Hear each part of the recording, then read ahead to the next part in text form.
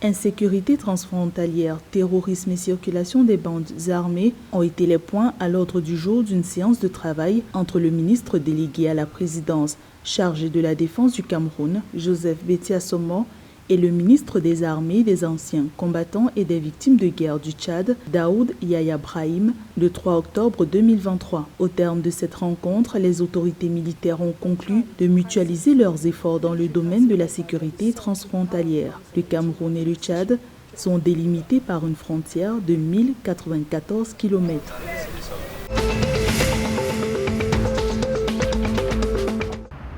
À l'occasion de l'audience solennelle de la rentrée judiciaire 2023-2024, la Cour des comptes du Gabon a présenté son bilan financier. Ainsi, au cours de l'exercice 2022-2023, l'institution a généré plus de 1600 milliards de francs CFA de recettes au titre des arrêts définitifs en cours d'exécution. Sous le leadership du gouvernement de transition, la Cour des comptes du Gabon a pris l'engagement de contribuer à la bonne gouvernance dans le pays.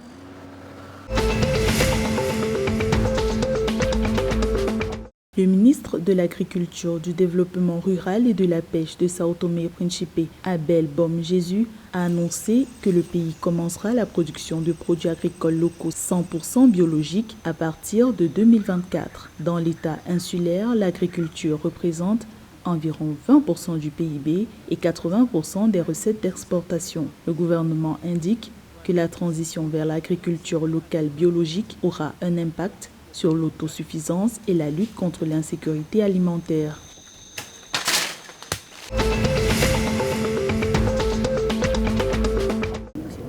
Le Cameroun renforce la dématérialisation de ses opérations douanières. Le document unique de sortie DUS et la quittance dématérialisée générée par l'outil de dédouanement Cameroun Customs Information System sont entrées en vigueur le 2 octobre 2023. Ces réformes, qui s'appliquent aux frontières terrestres, maritimes et aériennes du pays, devraient permettre de renforcer la lutte contre les faux documents de dédouanement, réduire les coûts et délais de passage des marchandises, notamment.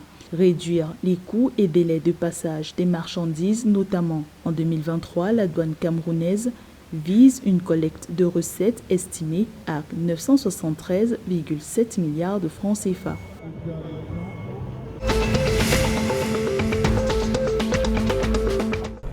Le Conseil économique et social de la République démocratique du Congo s'intéresse à la résilience climatique du pays.